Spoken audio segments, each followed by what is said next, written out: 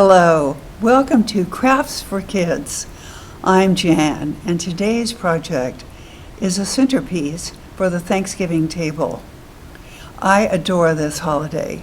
I don't know if it's because it involves so much wonderful food, but I love the fact that we can all gather together and celebrate a bountiful harvest and give thanks for all the good things in our lives, and that's why we call it Thanksgiving. Now, I think for the holiday table, a homemade centerpiece made by you adds tremendous charm. And today's centerpiece is a turkey. This is it right here. A turkey, to me, is one of the best symbols of Thanksgiving.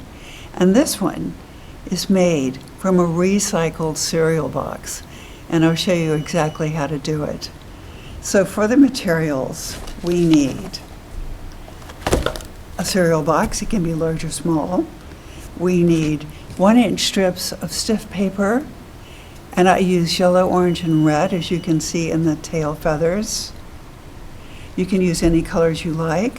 White glue to glue the tail feathers, glue dots, or hot glue, can be low temp. We need paint. It can be poster paint or acrylics. I used acrylics in true red, milk chocolate, a blue-green color, and a nice warm yellow, also known as cadmium yellow. This palette is a 6-inch paper plate that I use again and again, as you can tell.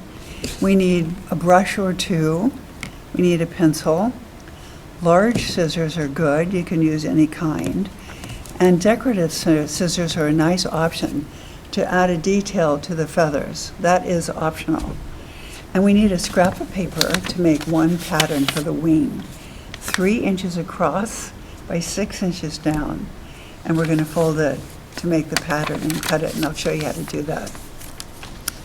Because we're making our own pattern, we also need a plate or a dish. It can be a paper plate that's about 8 to 9 inches across.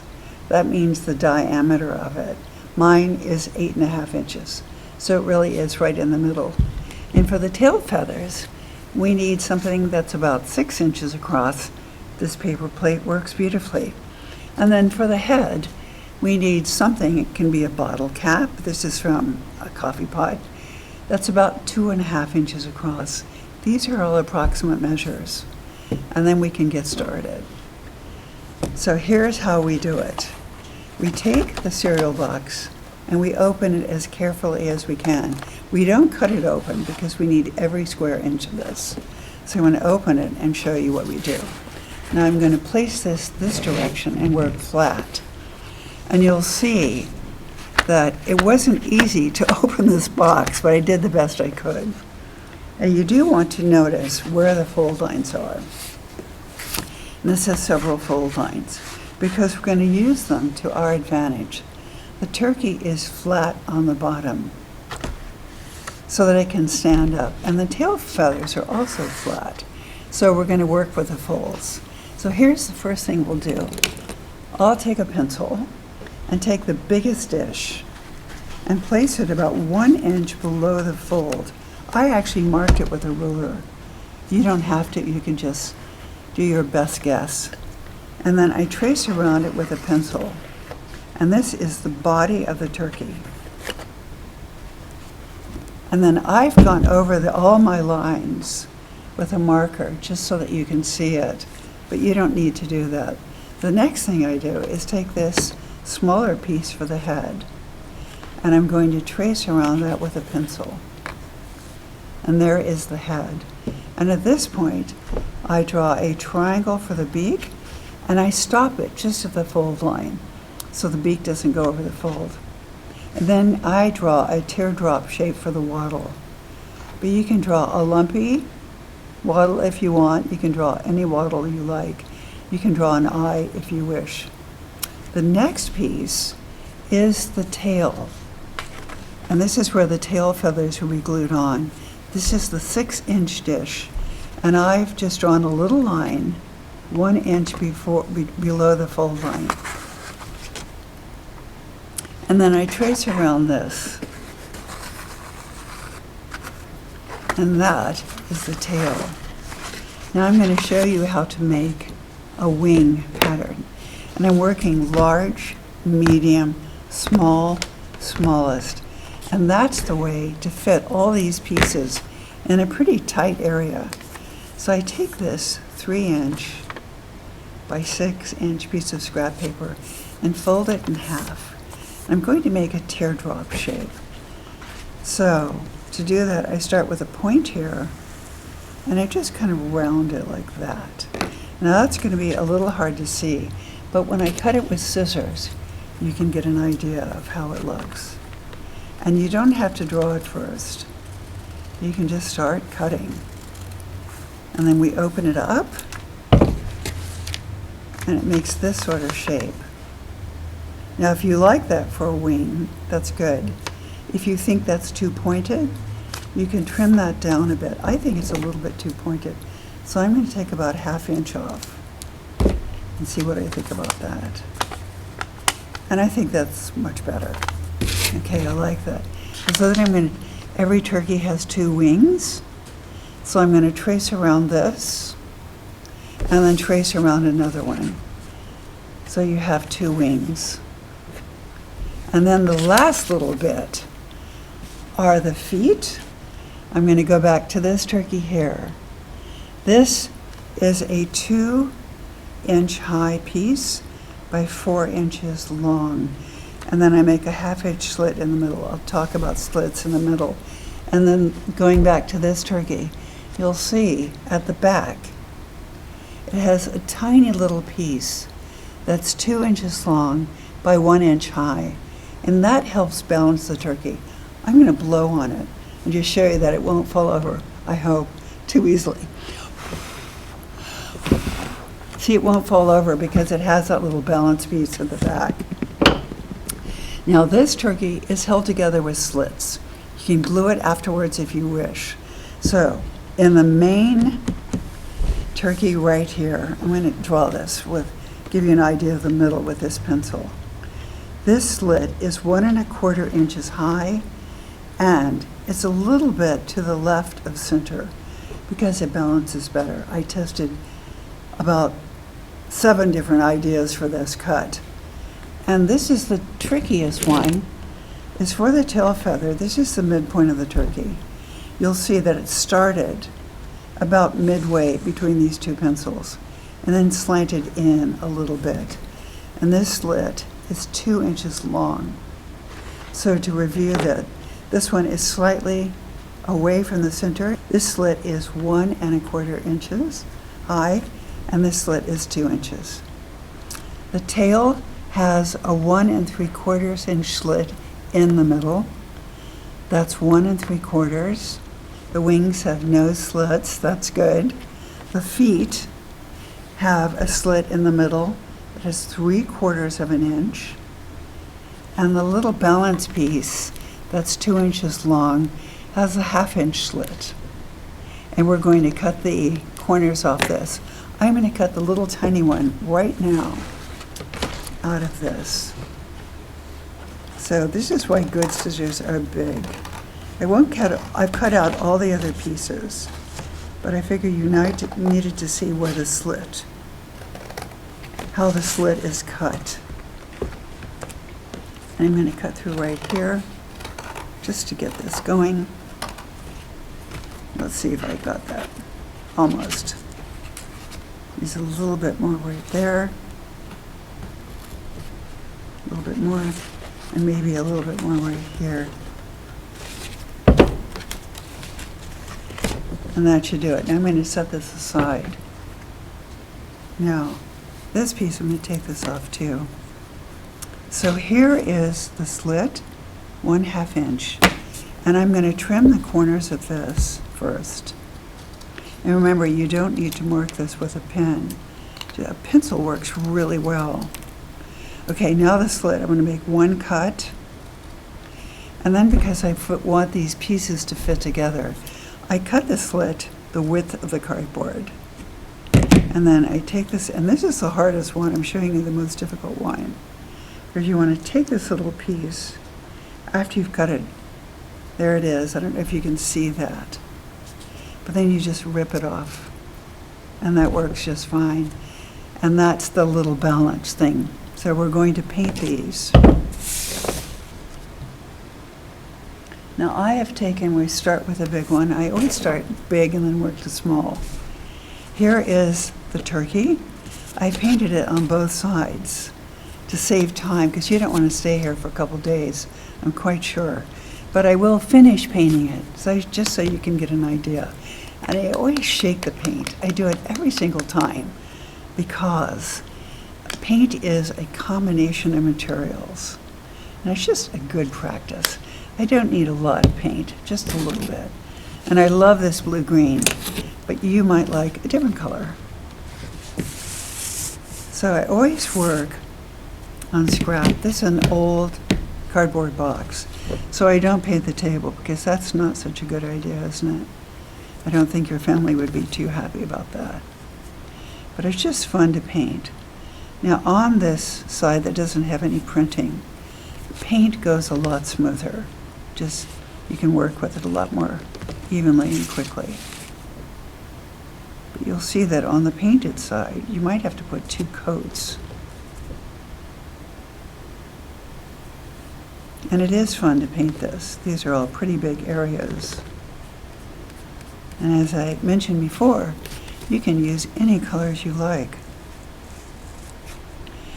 So there, that's painted. Now I'm going to set this side to dry. And the next thing we'll work on is the tail. And I have only used 2 colors here. And before I start it, I want to give you another option. And I'm going to point this to the camera.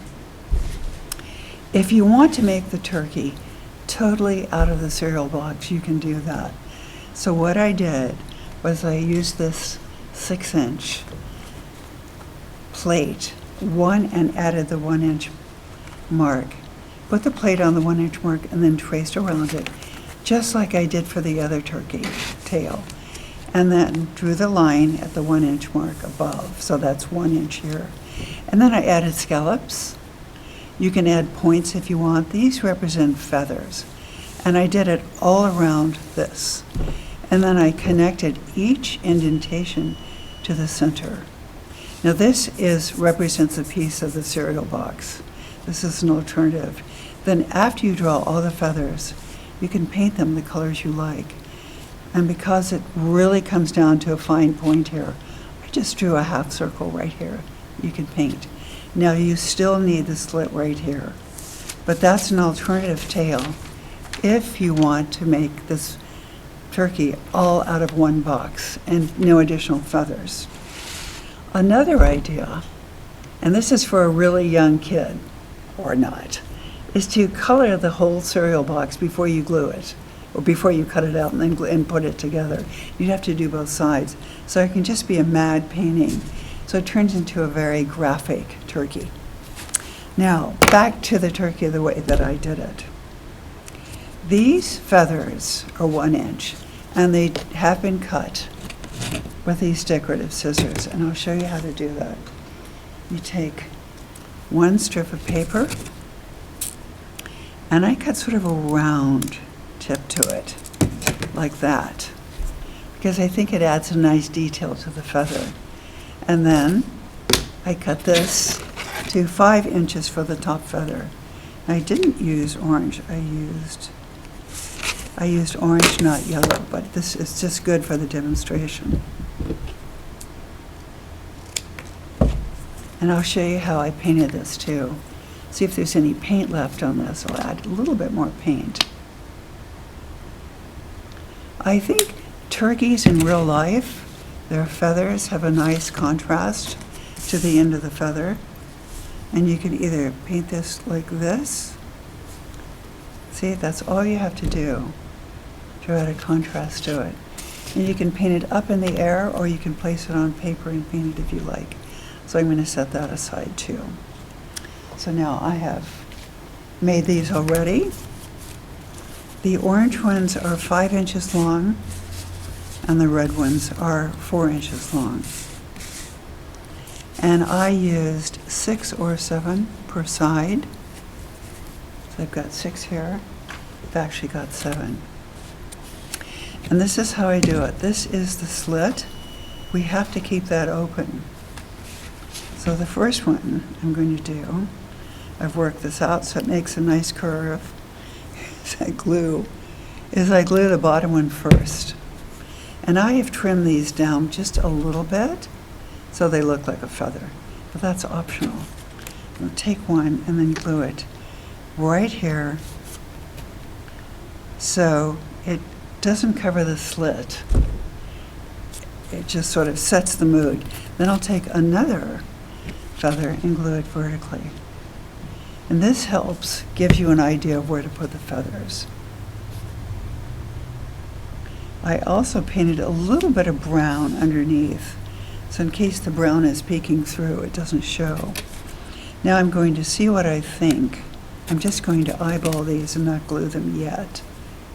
See what I think about. Do I want 6 feathers? Do I want 7 feathers? And I think I want 7 feathers.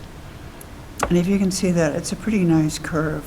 That's why it's so good to start with these 2 feathers. It gives you an idea of where to put them. So I'm just going to do one at a time. And I put a little bit of glue directly here. I don't actually put it on the feather because it might go over the edge. Now I just place it so there's a little gap between them. And you can see why this would be a good group project because there's a lot to do every step. And I did put a little too much glue there, so I'm just going to wipe it with my finger. Wipe it off here. And I definitely put a little bit too much glue. Wipe it off there. So I was pretty generous with the glue. And keep adding these and fanning them out. So there's a little bit of space between them. Now I only have 2 more. Here we go. We're almost at the end of this. Now I definitely put too much glue there. And then the last one I will do on the very edge.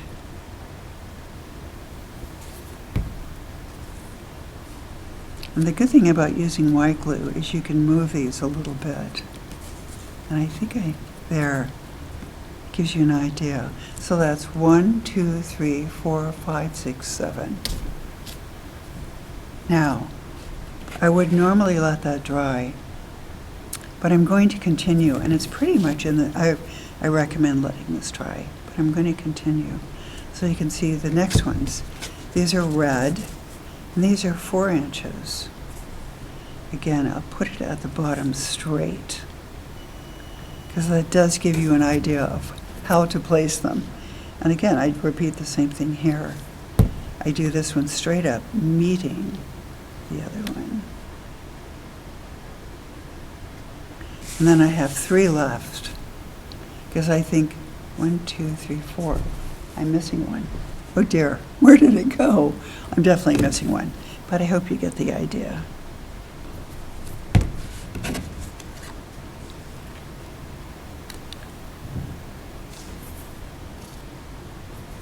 We have 2 more, and then 1 more here.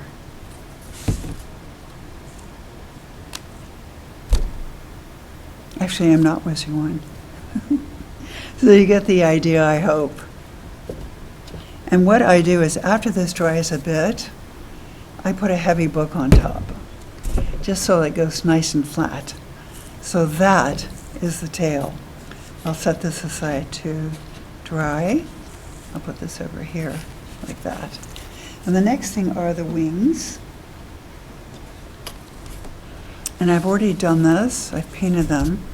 And I wanted to echo the color from the tail feathers. So I put a little bit of orange. That was the color I chose because I liked the way it looked with the brown or whatever the body color is. And these are about 2 inches long, and I just glued them underneath. I started with this one first, and I lined up the edge so you can see. And I did 2 like that. So those are the wings. Show you there. And the only last thing I had to do was paint. These are the feet, and then this is the little balance thing. So now looking back at the centerpiece, you now see how the body is done. You see how the tail is done. And here's the back of the tail. So there's nothing on it, but I painted the same color as the body. So I think it'll work together. And then I glued the wings on with hot glue. You could also try using glue dots, see if that works. And then there's the two pieces of feet. And I'll show you, just give you a little demo for that. These are how the slits work. You just press them together like this. And you want to make sure that they're flat on the bottom. And I'll add this little one too. And I always do these pieces at the bottom first and keep pushing it up. And if for some reason it's not enough, then I take these scissors and I just make this a little bit deeper. It's always nice to know what to do when something doesn't quite work. So these overlap like this, and then I press it down to make sure it's flat. And then I add the tail. That would be next. Because it's not dry, I'm not going to put it in. And then after you put on the tail, then you glue the wings. And there you have a centerpiece turkey. You can see why it's really good for a family or a group to make this. And do start a couple days ahead of Thanksgiving. Thank you so much for watching. I hope you have great fun making a centerpiece for your Thanksgiving table. Please join us for the next show. We'll have an entirely different craft. Bye-bye. Happy Thanksgiving.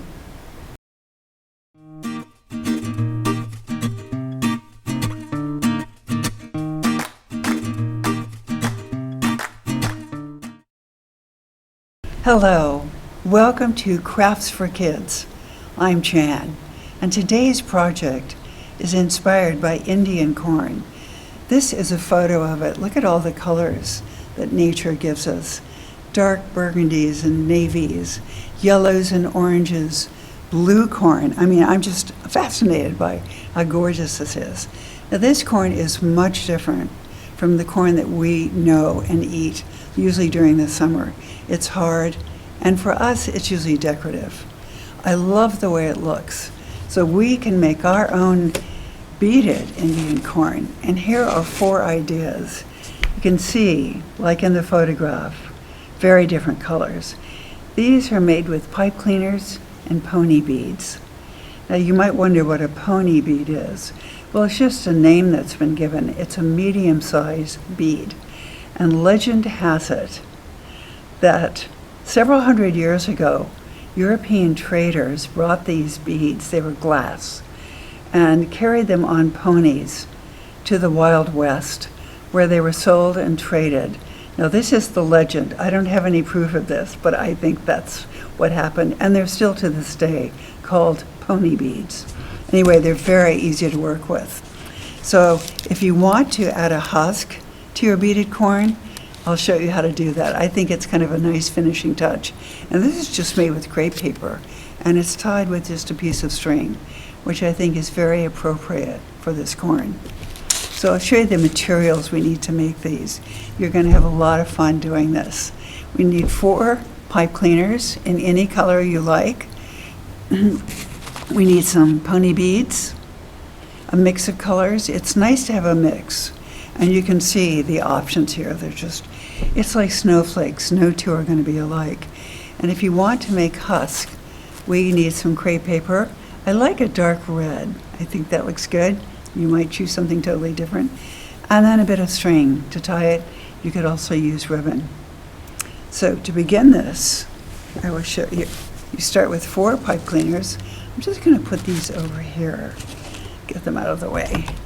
You need 4 pipe cleaners. You want to line them up like that. That's pretty well lined up.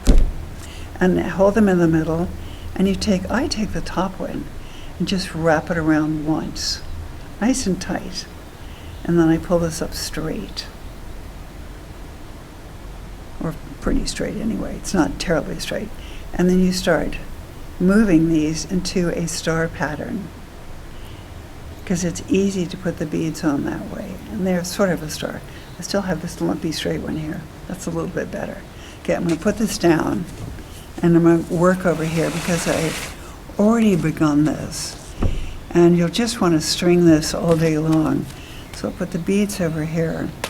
And this color palette is yellows, oranges, red with a little bit of brown. So I have one leg left. And I try to make the beginning just a little bit different from the others. And just string them on. So much fun to do this. And I usually put about 14 beads on, because I like to count. And I know that I'm not the only one. But it doesn't really matter. You don't have to.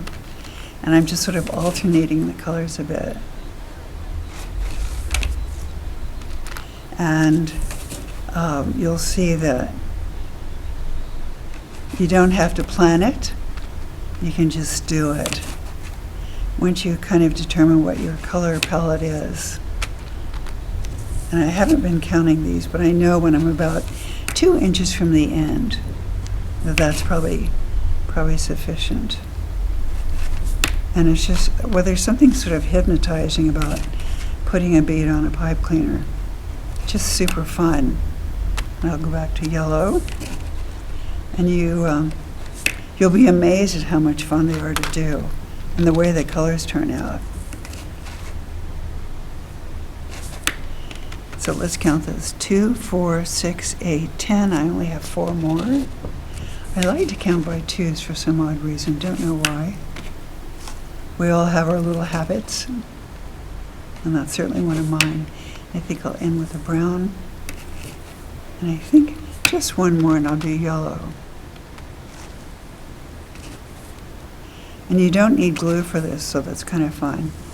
And then when you're finished, see, the pipe cleaners do sort of stick on.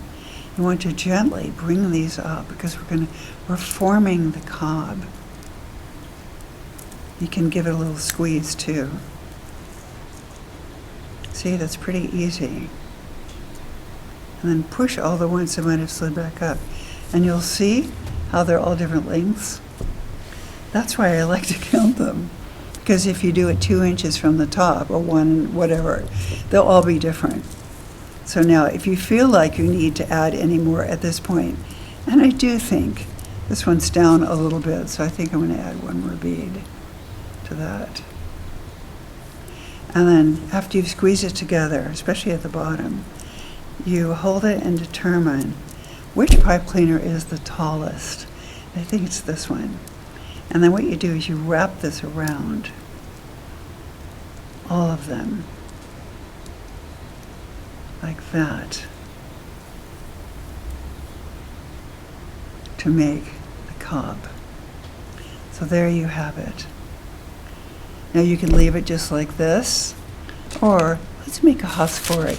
So this is a 4-inch across by 7-inch piece of crepe paper, and it has little ridges, and you want these little ridges to line up with the long edge. The ridges, which is kind of a zigzag, you can stretch it and they flatten.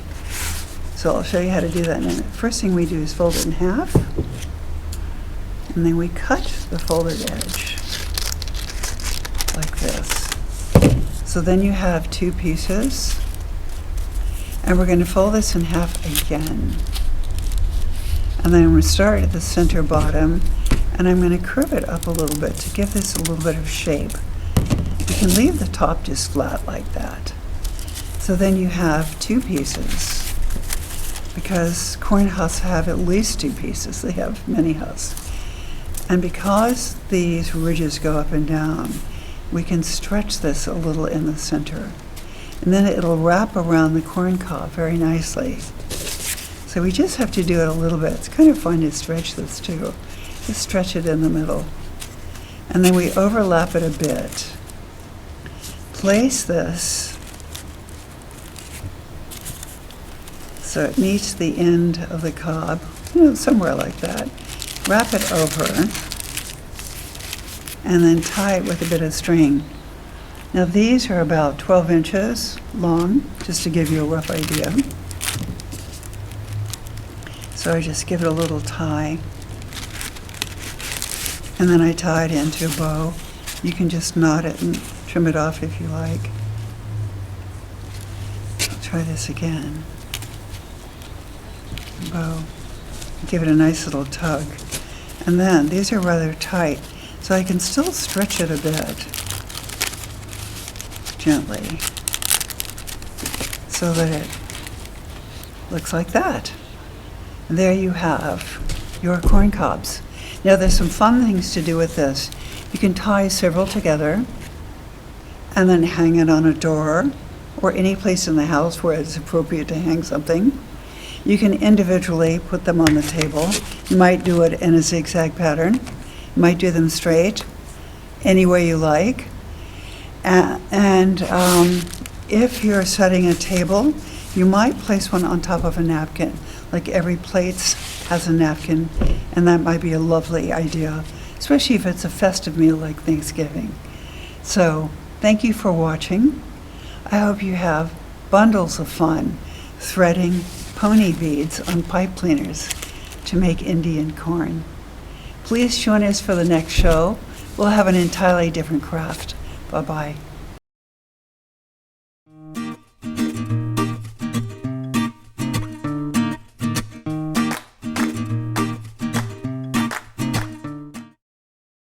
Hello, welcome to Crafts for Kids. I'm Jann, and today's project is a handprint placemat for the Thanksgiving table. I happen to like placemats because they kind of define your space on the table. It's rather cozy. Everyone gets his or her spot. So I thought for a last-minute project, while everybody else is cooking, the kids or family members can make a handprint placemat. And here's one example. This is paper, and it's about 12 by 18 inches. And in the middle, a hand has been traced. And it becomes sentimental because it is an actual tracing of somebody's hand. And the fingers become the tail feathers. The palm is the body of the turkey. The thumb becomes the head. And then you add a little triangle for a beak and a wattle and two very skinny legs, which makes this a very amusing turkey. And also what I like, which I think makes it more sentimental, is to date it, to sign it and date it. And then also you can add a border. And these are sort of wonky dots that I did with a paintbrush, but I think it sort of gives a finishing look to this. Now this particular paper comes in a pad of sheets from the art store. So that's one idea. We've got several others for you too. Another idea is to recycle a large paper bag.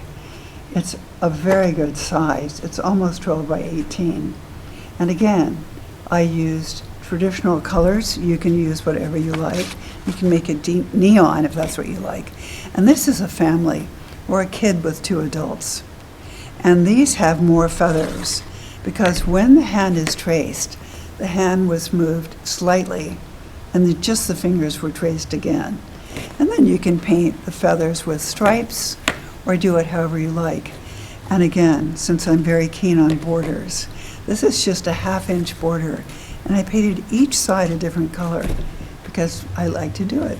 And then the corners are a contrast color. They're red. So that's another idea.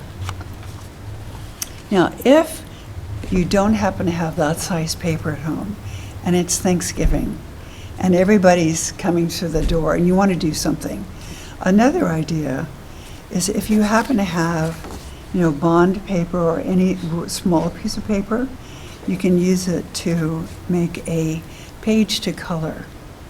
And it's a very nice keepsake because it is a tracing of someone's hands.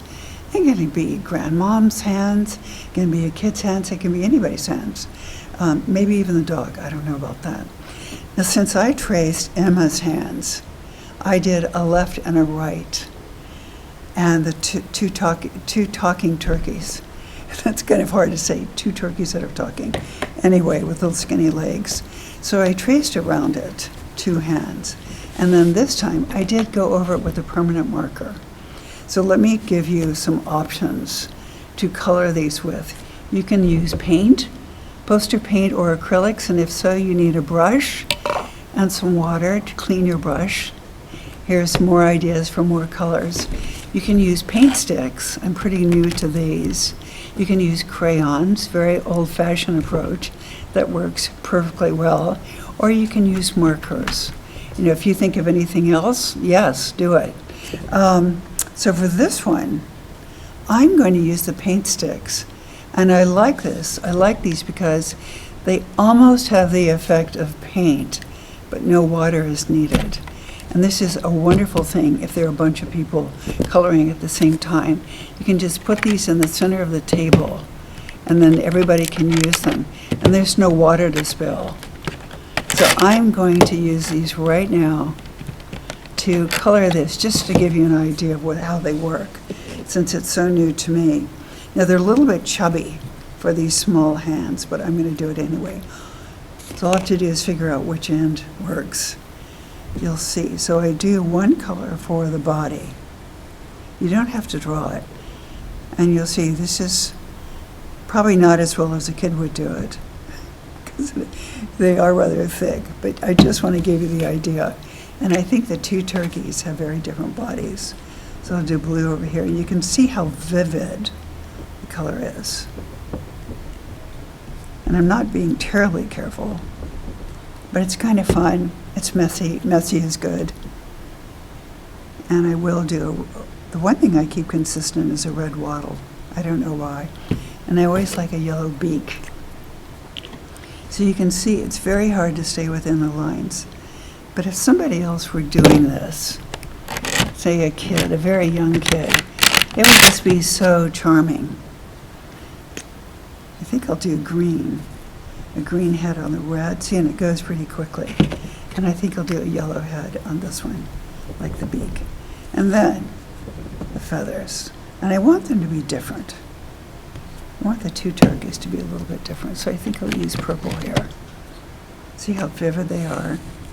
You don't see the yellow. Oh, that's pretty dark, isn't it? I think I'll do orange over here. Let's see how the orange looks. Well, that's kind of fun. I think I'll do an orange over here.